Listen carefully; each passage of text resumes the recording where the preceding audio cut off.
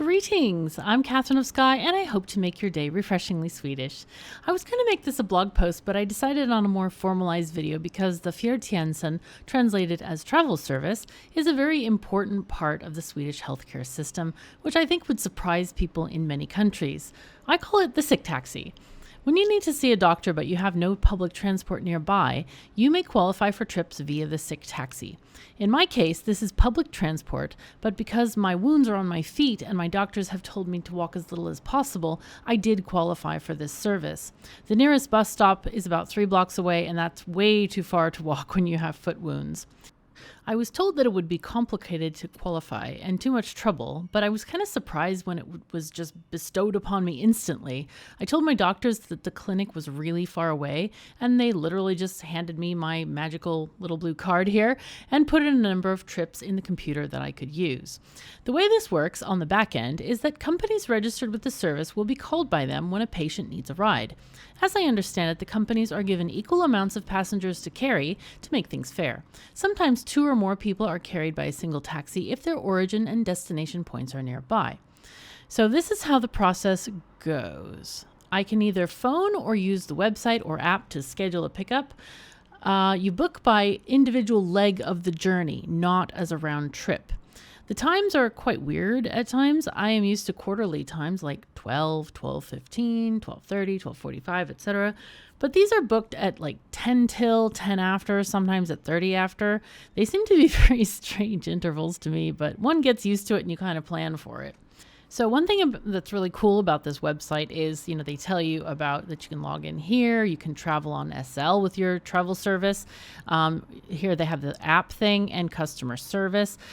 They also give you information about other things that you can do. As a young person, if you're born between certain dates, you could use this service for free.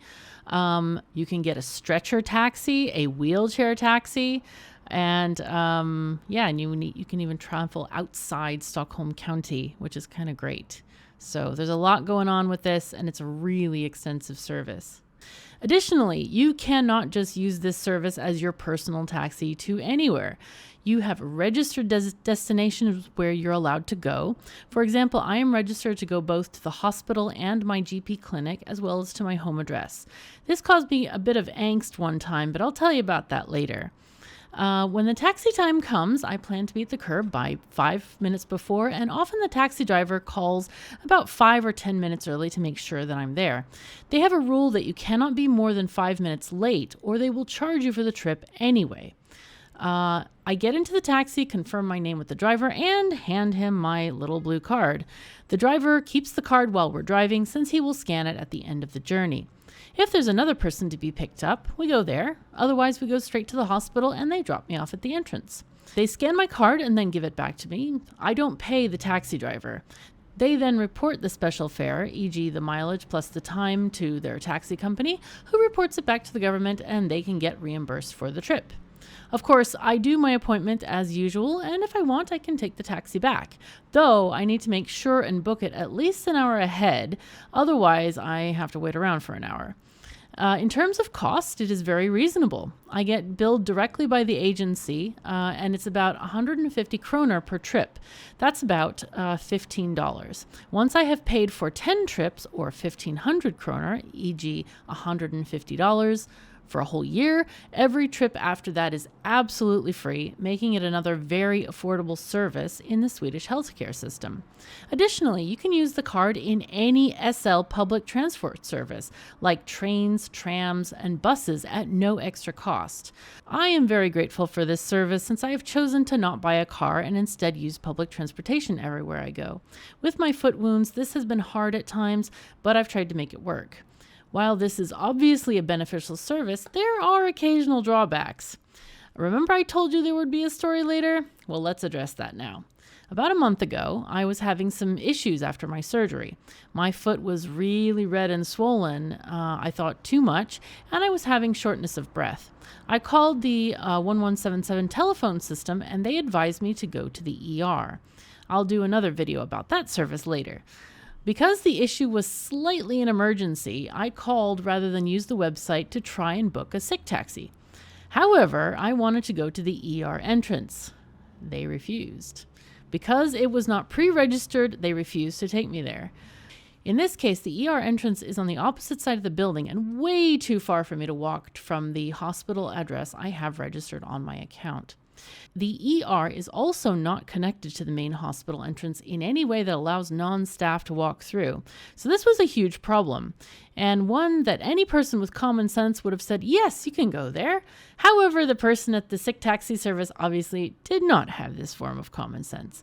I asked them if they would rather I call an ambulance, which would be overkill in my situation and much more expensive for the government to run. They said I could do what I wanted. I almost literally facepalmed. It was such a stupid situation. But because my situation wasn't very serious and someone else might need the ambulance more than I did, I decided to just get a regular taxi to take me to the ER and just pay for it. So kind of an epic fail there. I think that was just ridiculous. Anyway, this entire video came to be because I had a rather unpleasant experience with the taxi yesterday.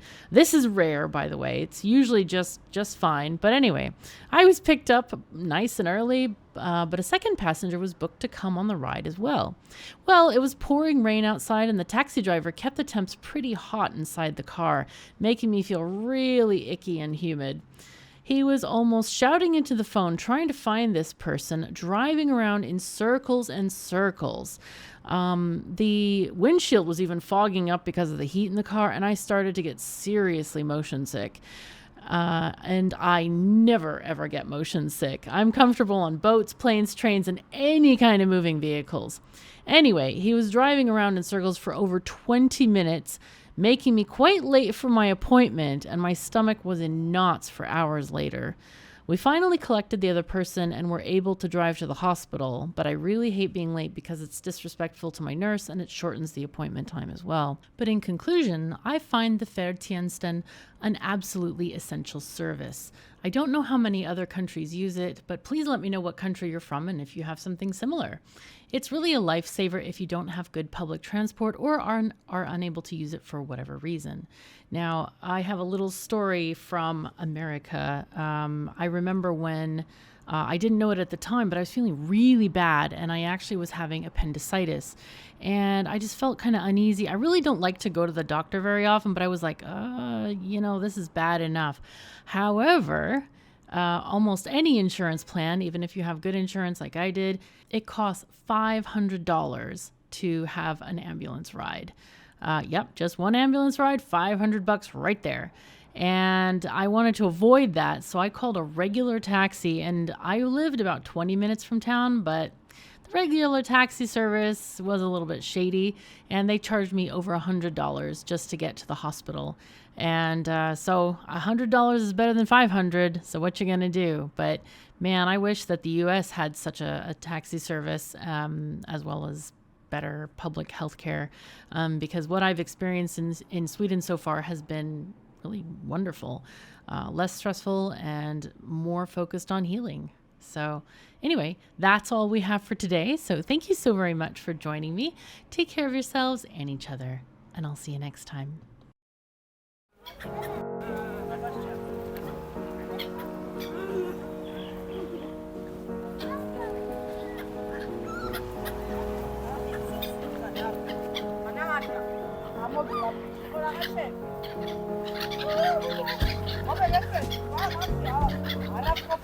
Ama